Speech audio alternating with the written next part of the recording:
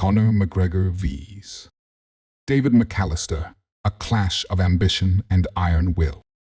Let me take you back to the night of April 1, 2011, a night that would forever mark the rise of a future legend and the fall of a once promising prospect. The event? Cage Warriors 53. The fighters? None other than a young, brash Irishman by the name of Conor McGregor and his Scottish rival, David McAlister. This wasn't just another fight. This was a battle of egos, a contest of wills, and a clash of two men hungry for greatness. David McAlister, the Forgotten Warrior. David McAlister wasn't just a fighter, he was a brawler molded by the streets of Glasgow. Coming from a working-class neighborhood, McAlister had to fight for everything in life, quite literally. Known for his granite chin and relentless pressure, he earned the nickname Iron Scotsman among local fight fans. Before stepping into the cage with McGregor, McAlister boasted a respectable record and had garnered a reputation as a dangerous opponent, especially when the fight stayed on the feet. McAlister's rise in the local fight scene was meteoric. With a striking style rooted in traditional boxing and a newfound proficiency in grappling, he seemed destined for bigger stages. He trained at Highland Warriors MMA gym known for producing tough, no-nonsense fighters. Leading up to the fight, McAlister exuded confidence, stating in interviews, "McGregor's all talk. I'll break him before he can even get started." Yet, behind the bravado lay a fighter grappling with personal demons. Rumors swirled about McAlister struggling with weight cuts and injuries during his training camp. Despite these setbacks, he remained determined to silence the loudmouth from Dublin. Conor McGregor, the notorious one, on the rise. At this point in his career, Conor McGregor was far from the global superstar we know today. He was a hungry, unproven talent with a chip on his shoulder and a mouth that rarely stayed shut.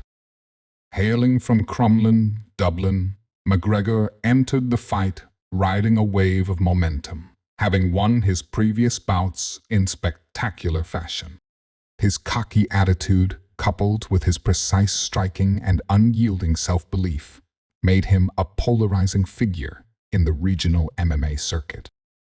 McGregor trained under John Kavanagh at Straight Blast Gym, SBGA gym that was starting to make waves in European MMA.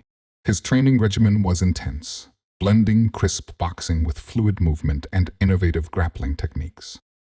But what truly set McGregor apart was his psychological warfare.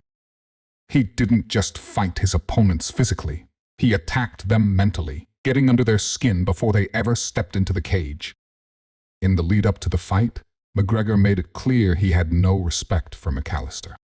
At the pre-fight press conference, he famously quipped, "David's got a chin, sure, but let's see how he handles precision and power. I'll put him away in the first round." His words ignited a firestorm, with McAlister firing back, calling McGregor a clown who relied more on hype than skill. The build-up, bad blood, and boiling tension. The tension between the two fighters grew as the fight drew nearer. Fans from Ireland and Scotland flocked to the event, turning it into a rowdy, high-stakes affair. Social media was ablaze with trash talk from both camps, with McGregor fans taunting McAlister and vice versa. The promoters capitalized on the animosity, billing the bout as a grudge match between two Celtic warriors. Behind the scenes, however, both fighters were feeling the pressure. For McGregor, this was a chance to prove he was more than just hype, that he was destined for greatness. For McAlister, it was an opportunity to derail McGregor's rise and stake his own claim as a future champion. Fight night, April 1, 2011.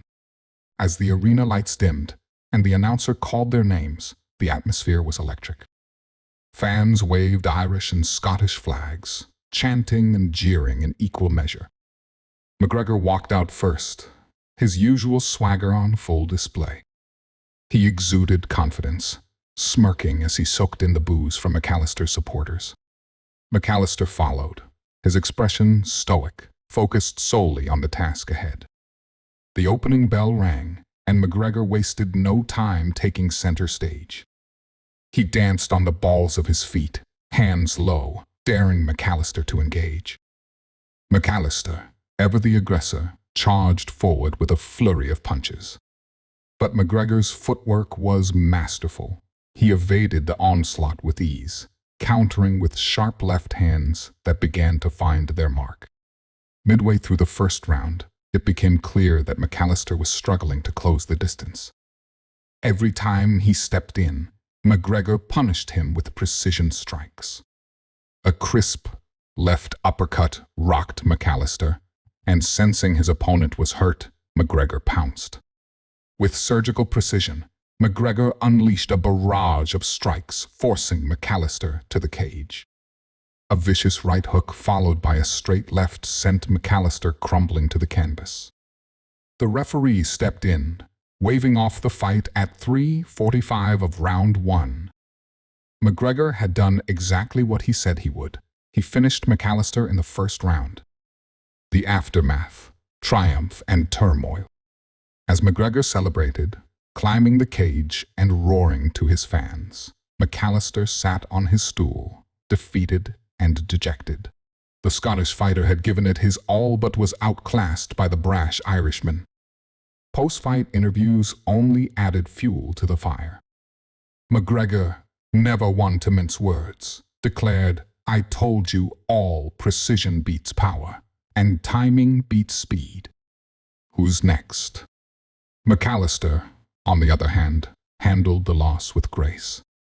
In his post-fight statement, he admitted, "McGregor was the better man tonight. I made mistakes, and he capitalized. I'll be back."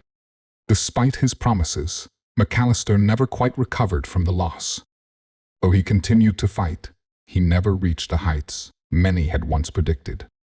For McGregor, this fight was a turning point. It propelled him further into the spotlight, setting the stage for his meteoric rise in the world of MMA.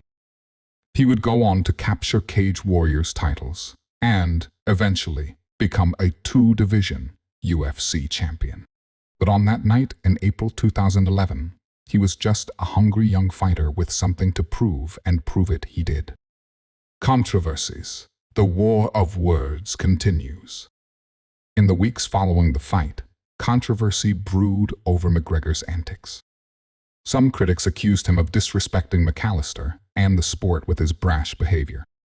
McGregor, however, dismissed the criticism, stating, "You either back up your words or get out of the game." Fans debated endlessly about the fight, with some praising McGregor's performance and others lamenting McAlister's inability to adapt. Yet, one thing was clear. This fight had captured the imagination of fight fans and marked the beginning of McGregor's journey toward becoming one of the biggest stars in combat sports history.